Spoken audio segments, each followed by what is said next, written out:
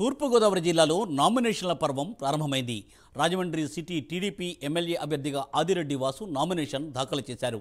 BJP MP అభ్యర్థి Purandeswari, MLA Adireddy Bhavani కూటమి నాయకులు కార్యకర్తలతో కలిసి భారీ ర్యాలీ నిర్వహించిన అనంతరం నామినేషన్ వేశారు ఆదిరెడ్డి వాసు.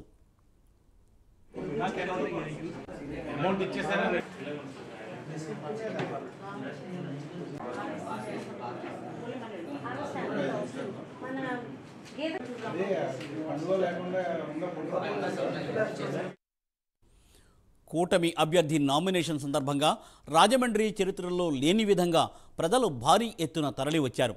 నగరంలో ముఖ్య కూడళ్ల మీదుగా స్థానిక నగరపాలక సంస్థ మున్సిపల్ ఆఫీసు వరకు జనసంద్రంగా మారింది. జనసేన నగర అధ్యక్షులు వై శ్రీనివాస్ ఆధ్వర్యంలో కూటమి కార్యకర్తలు భారీగా బైక్ ర్యాలీని కూడా నిర్వహించారు. కనీ విని ఎరుగని రీతిలో ప్రజాస్పందన రావడంతో ర్యాలీలో పాల్గొన్న జన సైనికులు, వీర మహిళలకు ఆదిరెడ్డి వాసు, వై శ్రీనివాస్ ప్రత్యేక కృతజ్ఞతలు తెలియజేశారు. బీజేపీ జనసేన అభ్యర్థిగా నామినేషన్ వేయడం జరిగింది. మూడు పార్టీల ఒక కార్యకర్తలు, నాయకులు వేలాదిగా ఎవరు ఊహించని విధంగా వేలాదిగా వచ్చి ఈరోజు నామినేషన్ కార్యక్రమాన్ని విజయవంతం చేయడం జరిగింది.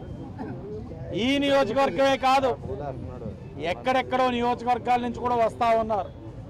మొదటి నామినేషన్గా వాళ్ళల్లో ఉన్న ఆవేశం, వాళ్ళల్లో ఉన్న ఆవేదన, వాళ్ళల్లో ఎంత కసి ఉన్నది అన్నది ఈరోజు నామినేషన్ ద్వారా మాకు అర్థమయ్యింది.